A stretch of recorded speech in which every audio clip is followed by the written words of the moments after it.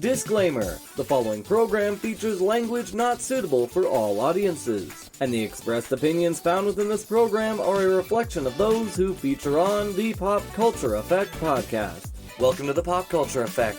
I'm Rockin Rob, and on this show, I bring my closest friends together to talk about all the news happening in our pop culture world around us. Welcome back to another episode of us sharing all the lovely things we've been able to find that we truly care about. I've been joined by my lovely friends, Gemini. Hello.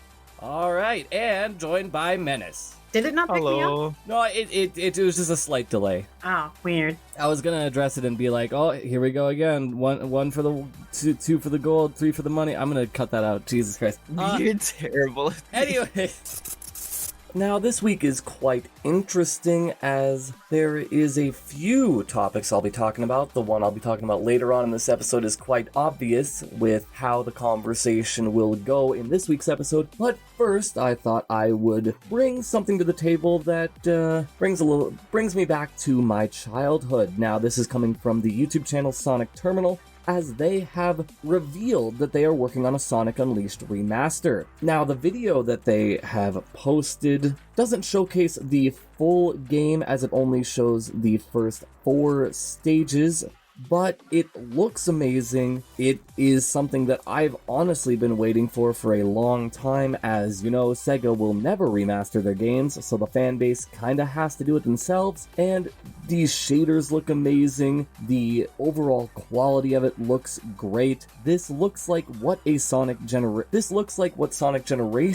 was when it got its remaster. Now, Sonic Unleashed I know is not the most popular game in the Sonic franchise, but it was the one Sonic game I grew up with, so this really has a close place in my heart, and I am really happy to see that yet another content creator is making a Sonic remaster and doing what Sega won't. Now, I'm not sure when the rest of this project will come out, as this showcase only came out yesterday, as of recording this segment, I should add. But yeah, this really takes me back to when I originally played Sonic Unleashed, and it was just such a fun time. And to think that Sonic Unleashed came out in 2008 is just... It's insane to think about. Time moves endlessly and it will never stop. But the one thing that won't stop is content creators and fans remastering games and bringing them to light, because corporations would much rather you have to buy the original console or an updated $80 version, even if the game would more so be worth $60. But yeah, this was a crazy thing to just come upon, as I didn't even know that this was a thing in development. Now, I really hope he's able to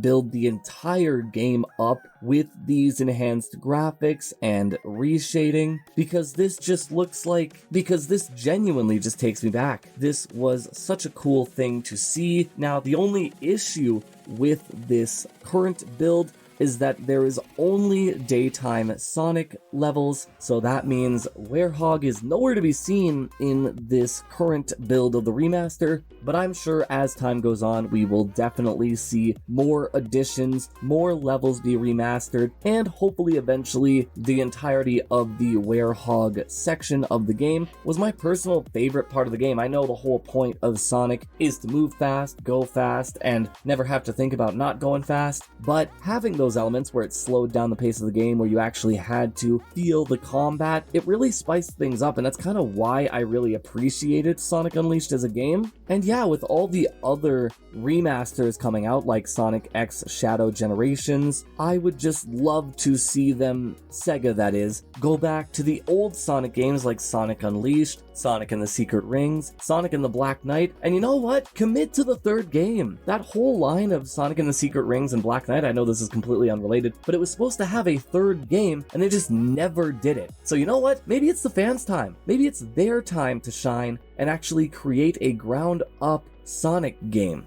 I know that's how a lot of fan mods and ROM hacks get developed, and that is something that I can let Ant Dude handle because he's had a plethora of videos going over fan-made Sonic games, as honestly, Sonic is the one IP that literally has the most fan influence. And no, we're not talking about that part of the internet. I'm just talking about game development. And there's other Sonic remasters and Sonic projects. And this is just the tip of the iceberg, as there are plenty of other games, fan, ROM, or otherwise. And I think there was even a Sonic 06 remaster that somebody was putting together, but that was a hell of a long time ago. And yeah, Yeth is also there too. But yeah, that's pretty much everything I have to discuss when it comes to the Sonic Unleashed remaster. Not much to talk about. The game looks amazing, but again, there is only 4 stages available. But I'm just kind of looking forward to when we will get the Werewolf remaster sections, because again, that was just really cool to beat up the dark energy creatures. It was kind of a confusing time. All these different games, like I said, Black Knight, Secret Rings, that just tried to take Sonic in a completely different direction, and then Sonic Colors and Generations came out, and they kind of just went back to the same old, especially with Sonic Frontiers and Sonic Forces, and it's just like, I want to go back. I want to go back to the interesting Sonic games where shit was different. Now, this game, again, is one close to my heart, as it is a game I am very familiar with. Granted, it was one of the only Sonic games I played as a kid, with the other one being Sonic 2 on the Game Boy Advance. Well, that and Sonic Advance 3, which that game was awesome too. But Sonic Unleashed was my first 3D Sonic game, and I am so glad that in 2025 we can see it in all of its HD glory, and I will definitely be checking back with Sonic Terminal to see when they'll be able to bring out more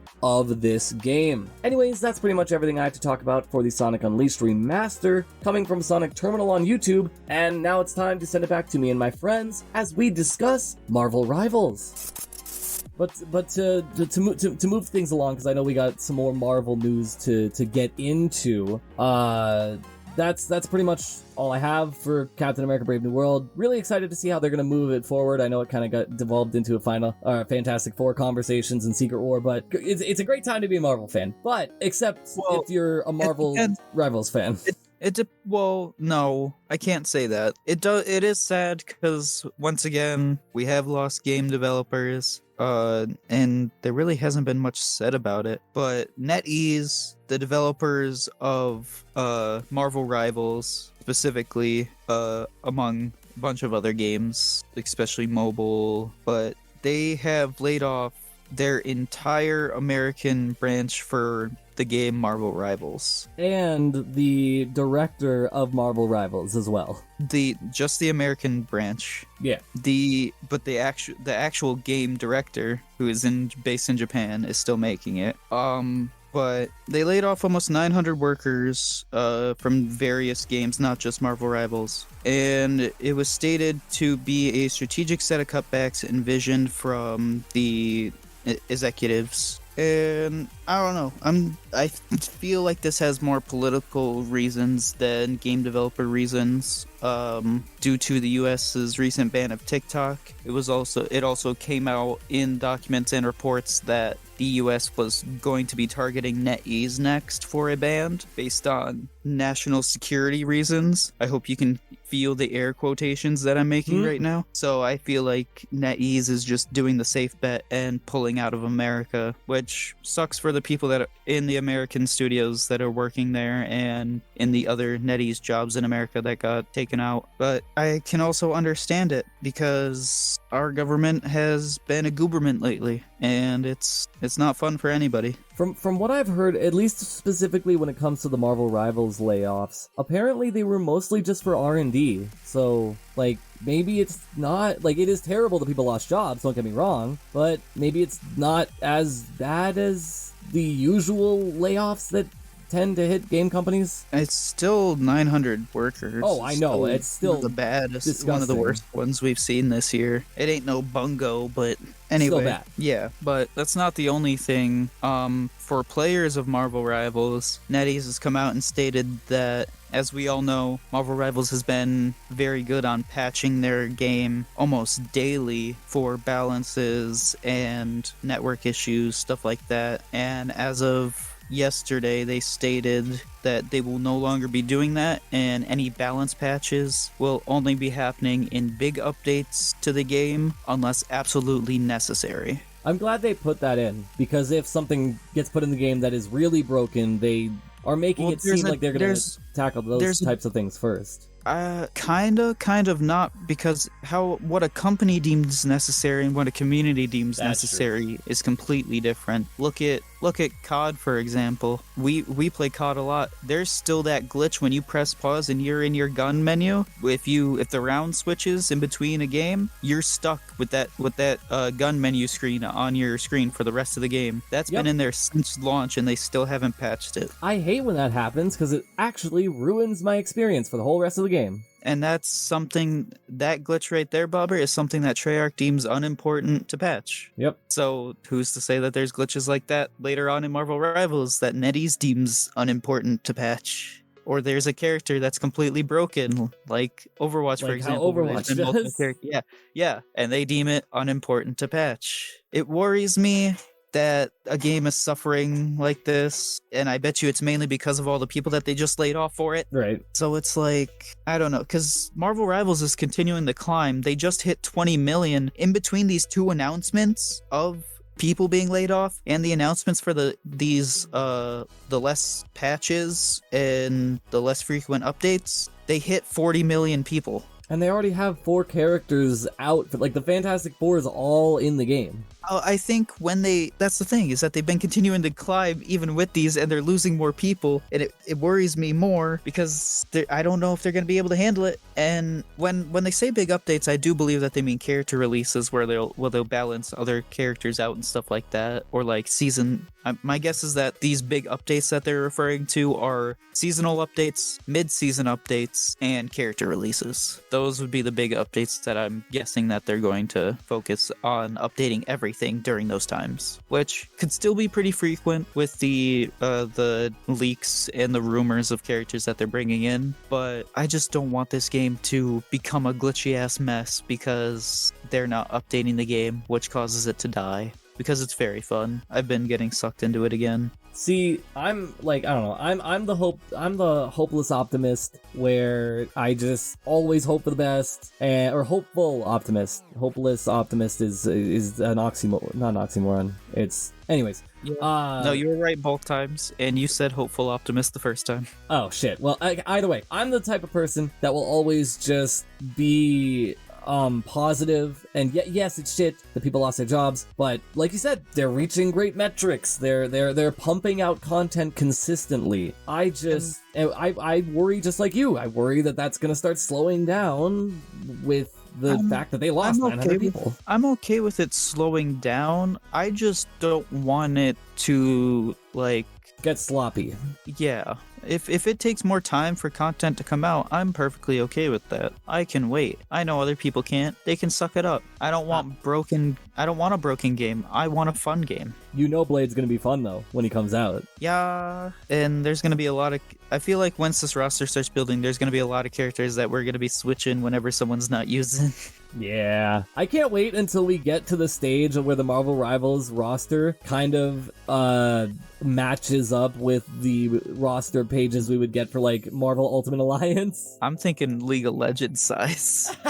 Maybe. God, could you imagine like literally over 100 characters for a hero? You see, that sounds nice, but then you start dealing with the rot that League of Legends is suffering from. See, that's the bottlenecking for characters, where because, some characters are just way stronger than others. Exactly, because that's kind of what happened to Overwatch, I feel. They added way too many characters, and yeah, that's what keeps it fresh and interesting. I know that's what's kept League for over 10 years, still considered the top MOBA, even though they've been making some questionable choices recently, but you do run into that problem because then you dump all of these characters, and eventually you kind of start to run out of ideas. See, that's something that I've kind of been glad, because I was worried with the Thing and the Hulk for Marvel Rivals, just this coming up, and they actually did a very good job of making them, obviously they're both melee brawler type characters, tank,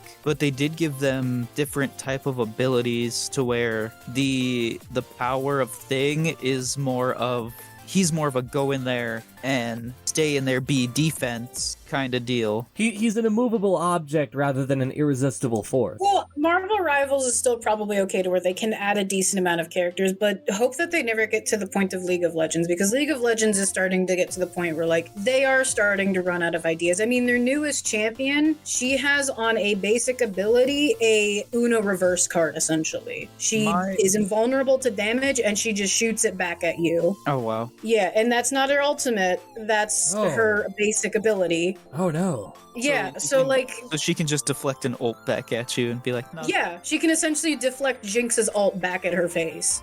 And if she's fed, I think, because I haven't played her yet, but I'm pretty sure, like, it changes. It essentially will, like, because, like, Jinx's attack or, like, AD and physical damage, this champion, it's Mel from the show, she's magical damage. So it would translate to her magical damage, but a lot of the magic damage items are really strong. Yeah, it could do double the damage that Jinx was already doing. Yeah, I just hope that Marvel Rivals more doesn't have the Overwatch effect, where there are multiple characters with the same abilities, but one character just has a better version of that ability, like with Tracer and the new space girl, Luna, or whatever her name is, where they essentially both have blinks, except Luna just has a better one. Yeah, because, like, that's kind of what you end up dealing with a lot of these roster-based games. Like, yeah, you can add all these characters, but after a while you're going to run out of ideas, and you're just going to start rehashing ideas,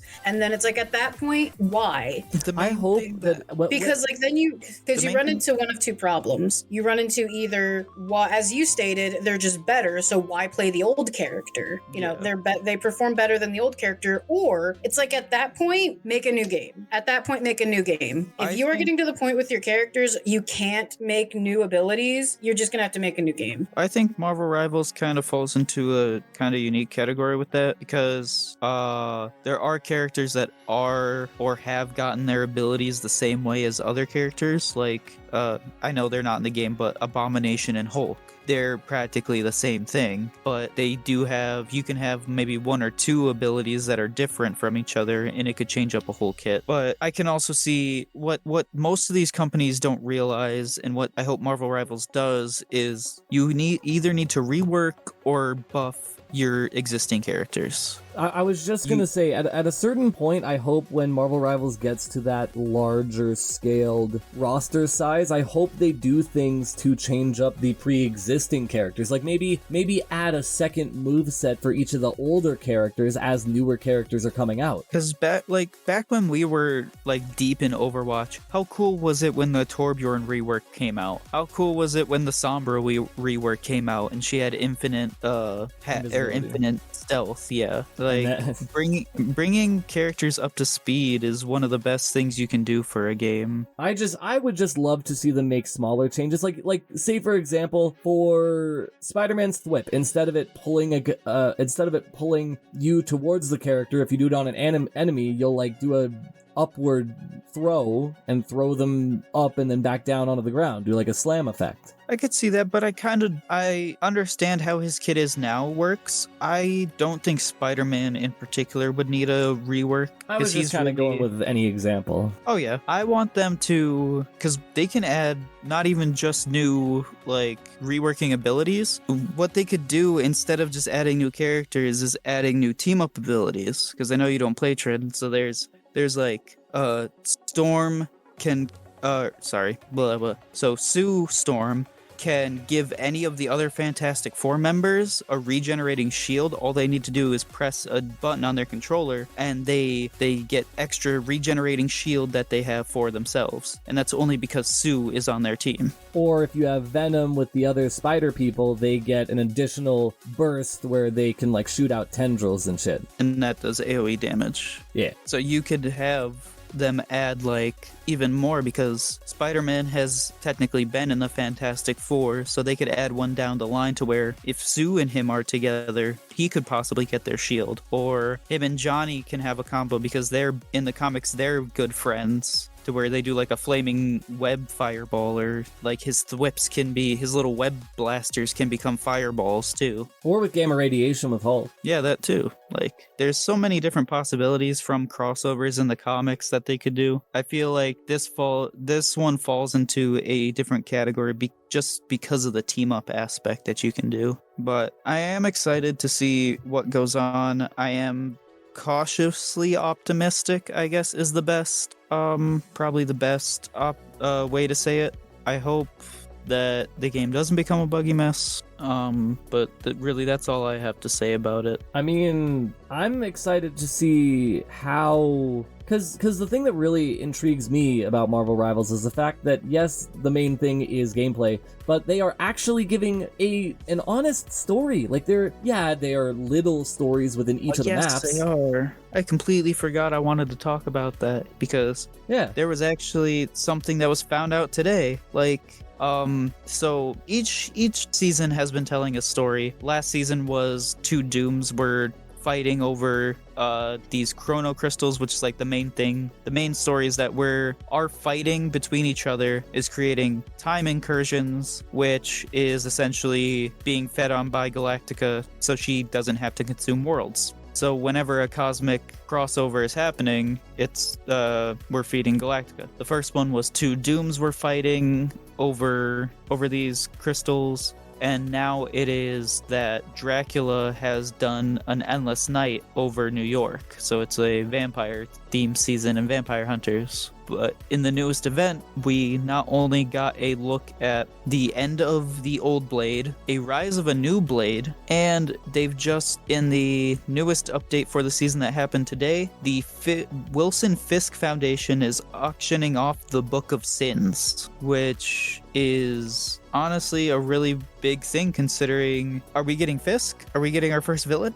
Oh, I mean, I would like that. I would really like that, because we have a lot of anti-heroes. I would like it. I would like to have a villain. I wouldn't want it to be Fisk, because that would just mean we now have three big boys. 4 big boys if you count Mr. Fantastic in his big form. That's true. I still feel like he should have been classified as a tank with the way that form works. He's a hybrid of all of them, in all honesty. He's a support because he can give shield. Well, that's through Sue, isn't it? No, if he does his left bumper on allies, you're right. I'm forgetting about that. But yeah, if he can block damage and send it back, he can become big and gain more health to tank damage and do more damage. And he's a assault as is. So like, he's literally every class. But I hope that's the thing. I hope they do a lot more with these characters. I hope they give characters a lot more usability, because I think that's one of the problems that early Overwatch went into. They kind of pigeonholed a lot of heroes, and then that made a lot of the heroes just uninteresting to play. Yeah, I do hope that they focus, going back, I do hope that they focus more on the lore, because each character does have a lore tab, and as the events are going on, you're actually unlocking more. Like Black Panther just unlocked a new lore tab with this season, because one of the whole things of last season, actually, the continuing story, is that Null took over the goddess Bass, T'Challa's goddess. Oh. And convinced him to go to New York, and he was turned by Dracula. I did not know that. Yep, so now T'Challa is like this vampire vanguard Black Panther thing. It's actually really cool. Like, the stories are continuing. They're not just one season is one incursion, another season is another incursion. They do kind of play off of each other. I mean, that's all we really need. That's all we need. Just a little bit of story. Just a little bit of story to sprinkle through the gameplay. Take some notes, Blizzard. And with the character lines in between that also tell little bits of the story that's going on, like the little quips between the characters, which are always funny. I've been loving this. Like, I don't know. Right now, for me, it's Overwatch Who. Yeah. I mean, that could be a talking point that I could interject with, because there is a response coming, but we won't address that here in the recording proper. If you're talking about their new season and the Overwatch, the perk things, yeah, they've gotten a boost, but like, my one thing I'll say on it, they're just giving us what they said that they would give us, but they also said that they couldn't do it. Yep. So they could do it the whole time. They just Oh, trust me, Tyler. I'll have a wonderful time ranting about it. It'll be great. It'll be very therapeutic. It's not worth your time, man. We got Marvel Rivals. They're doing great things. It's a great game. Hopefully they keep that way. Right. My only issue right now, and that's kind of the issue with any MOBA or roster fighter, is the people. You just have people that just complain about the wrong things, and they say that they're the best, and they're not doing shit. I want to interject with this one little factoid, just to provide more information about it, but I learned this recently. Apparently, Marvel Rivals was almost canceled because the game director wanted to, or maybe not the CEO of NetEase, sorry. He wanted to try to use original character designs so they wouldn't have to cough up the heavy cost of using the Disney Marvel IP. So, there's a universe where we didn't even get Marvel Rivals because they wanted to just do original characters. I mean, if they wanted to do an original roster and it still played like this, I probably would still play it. I probably would have too, but I think even if it didn't have the Marvel. The Marvel name, yes, has weight to it, and the character designs have weight to them. But if they were to just if it was just for the sake of argument, call it Rivals, drop the Marvel off of it, and it was just different characters.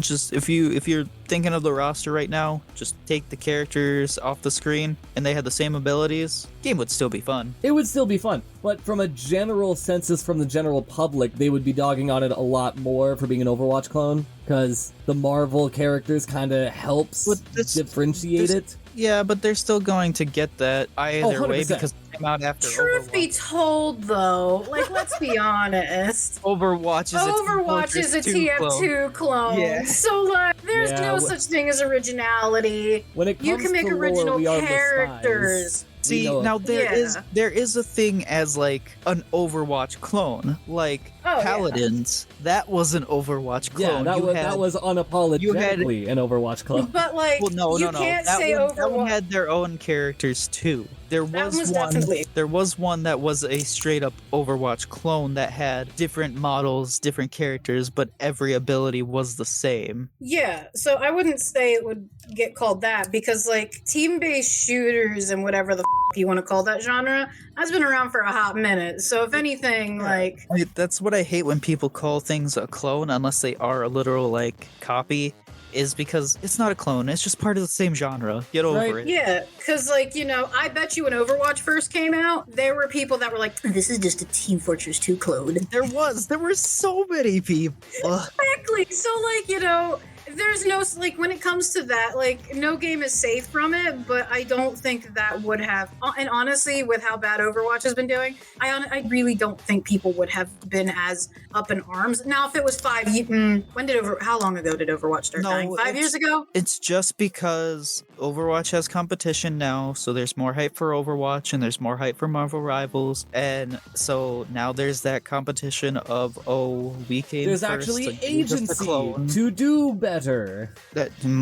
Let's not say better when it comes to Blizzard. Yeah, no, you're right with that. You're right with that. When it comes, look, if they have competition, Heroes of the Storm is a great example, and they can't bounce. They'll just abandon it. Heroes of the Storm, I don't think has been touched in like 4 years. See, here's the thing: they can't abandon Overwatch. It's made them too much money. At this point. It's literally their cash cow. It's the only. I don't know if it's the only thing they have. Not. No, it's not. Why was their cash? Wow is their cash cow. But their other way of making consistent money is their one live service game that's still in work. I was gonna say if Overwatch died, they would have problems, but so long as they have World of Warcraft, they're not dying. Like World of Warcraft will be their forever cash cow. They can just survive off of WoW anymore. WoW's player base has dropped a lot. Has it? I mean, I don't play World of Warcraft. My one coworker does, but got a little spike with the hardcore mode that came out. Well, Classic came out a while ago. Yeah, but you see, that's how much I pay attention to that. Now they have hardcore, which is like you get random. You get like it's more of a roguelite thing, and it puts you in hardcore mode.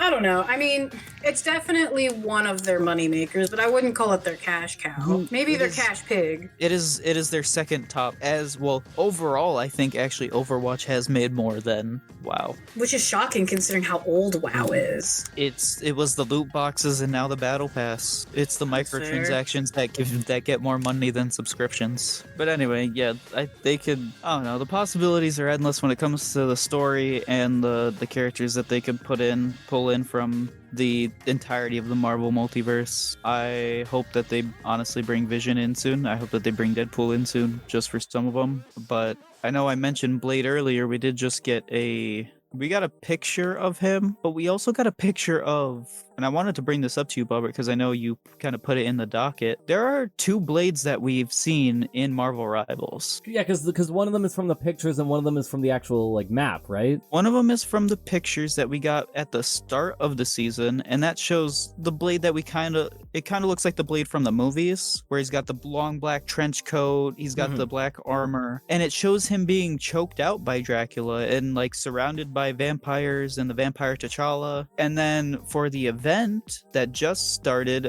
like 2-3 days ago, we got a new Blade where he's got a black and red trench coat, silver and red armor, and a dick-ass looking sword.